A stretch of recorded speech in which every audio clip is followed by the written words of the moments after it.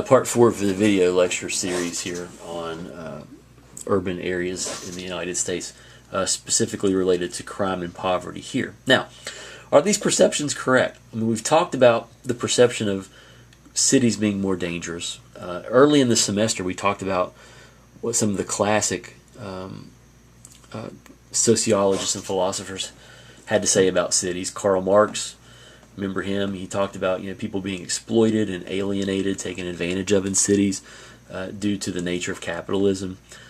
We talked about Max Weber and his thoughts, Emil Durkheim and his thoughts as well on cities and development. I'm not going to go back to all that, but the perception has been largely and still is that cities are more dangerous. Cities are also very wonderful. They're very diverse. They offer a lot of positives as well. So why do you think the perception of higher crime in cities is there compared to non-urban areas? I work in a prison system where most of our inmates committing all kinds of crimes, murder, rape, breaking and entering, whatever, are coming from largely rural areas. So these crimes do happen and these fears do materialize in places other than cities. Extensive media coverage would be one. Frequent promotions of upcoming violent crime shows, popularity of reality-based cop shows, and out-group homogeneity versus in-group heterogeneity. And we'll talk about those. First one, extensive media coverage. News programs, local and national, often cover crimes that occur in major cities and inner cities as opposed to more rural areas. It just seems to be the way that it is. So when you're exposed to something more, it's in your consciousness more. So we just kind of assume, well, it happens more there. And that's what we see more of. Violent crime shows have been popular for many years. NCIS, shows like Law and Order, CSI Miami, and I'm a big fan of all of those shows. A lot of people like these shows. These are very popular. NCIS, I believe, has been running for, oh gosh, I'm going to get this wrong, I think 13 years or something like that. So, I mean, very, very popular. So that creates the idea that crime is more prevalent in cities, and it becomes sensationalized. The popularity of reality-based cop shows. Cops has been on for, I bet it's been on for 25 years. It's been a long time. Real life situations of just dumb criminals, basically, and just we kind of laugh at it. But these shows are very popular, and it just kind of keeps the idea of urban crime in our consciousness.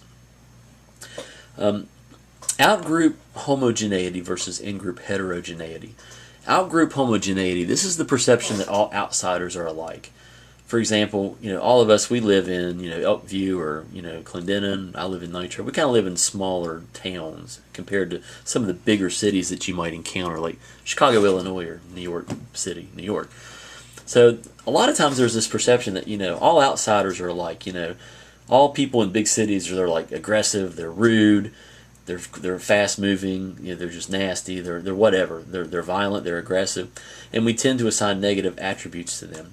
But we assume that people in our group, the insiders, we're all diverse, we're different, we're nice, we get along, we take care of each other, unlike the mean and nasty out group. That's just a basic psychological, sociological kind of thing going on there. So that's applies to our discussion of cities here as well. Fact, the U.S. crime rate has actually dropped each year since 1991. What? Really? You might think, gee, we hear about crime all the time. How can that be? But it has been. Fact, from 1994 to 2003, the violent crime rate, so specifically murders, rapes, and sexual assaults, dropped from 51.2 per 1,000 people in the U.S. to 22.3 per 1,000 in the U.S. That is a significant drop in the violent crime rate. So you're thinking, what? How can that be? Because we hear about rape and murder and violence in cities. We hear about it all the time, so we assume that it's happening more.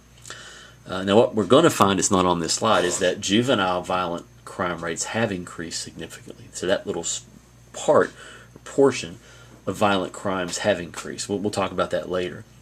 Fact, the property crime rate in the U.S. dropped from 1994 to 2003 from 310.2 to 163.2 per 1,000 people. So it almost cut in half. So crime rates are down. So why is that? Well, you start to think about it a little bit. We actually started incarcerating people more 15, 20 years ago. So some theories suggest that, well, the people who would be committing these crimes are locked up. So if they're in prison, They're not committing these crimes. Makes sense. Some other arguments are forwarded that crime still happens, but it just doesn't get reported as much. If it doesn't get reported or detected, it's not going to be a part of these official statistics like these that we were looking at a few minutes ago. Okay, I can buy that. Based on data collected by the FBI, the number of murder arrests in the U.S. fell by half between 1990 and 2010. I'm not going to read all these to you. You can read through these. Next, there were 80% more arrests for drug possession or use in 2010 than 1990. Even though the rate declined between 6 and 2010, the arrest rate for drug possession or use in 2010 was still 46% above its level in 1990. The male arrest rate for larceny and theft in 2010 was about half the rate that it was in 1990. So, again, now, these are important. Criminologists have cited 6 key reasons why crime rates are down in the United States. Let's take a look at some of those here. Again, you have these that you'll be able to see. Incarceration, we just talked about that. The theory again goes, the more criminals are put in jail, the fewer there are out there on the streets committing the crimes. So if you put them behind bars, they're not going to be committing the crimes. The crime rates are going to go down. Policing. Policing is more proactive now. Surveillance is a big part of this. With technology, people have phones. You can't walk outside, walk to a restaurant or a club, go to a function without somebody capturing you on their phone or without a camera capturing you some way. So it's tougher to get away with stuff. People still do, but it's tougher to get away with stuff because everybody has access to video you these days. Social programs. Law enforcement has worked with community groups for years to develop programs to keep young children engaged, to provide them with outlets like, maybe like the YMCA or your boys clubs, things of that sort. And it might be paying off. We might be seeing positive effects from that now. So, and 3 more here. Demographics. One factor contributing to the downward trend in crime is simply demographics. Young people are the ones committing most of the crime.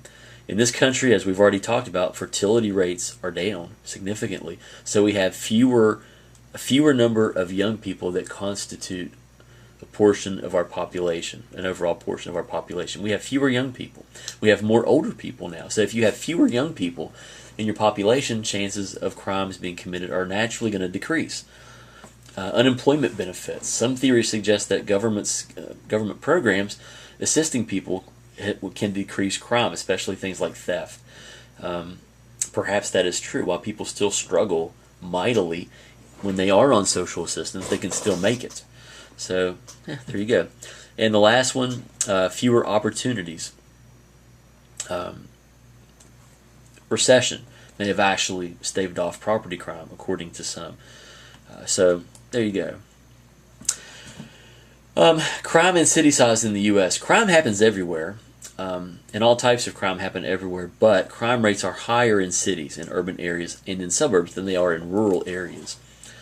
Property crimes, like breaking and entering, larceny, things like that, stealing, are the highest in the suburbs of major cities, 41 per 1,000 residents, as opposed to property crimes in major cities and inner cities, where it's 37 per 1,000 residents. Now, those are pretty close numbers.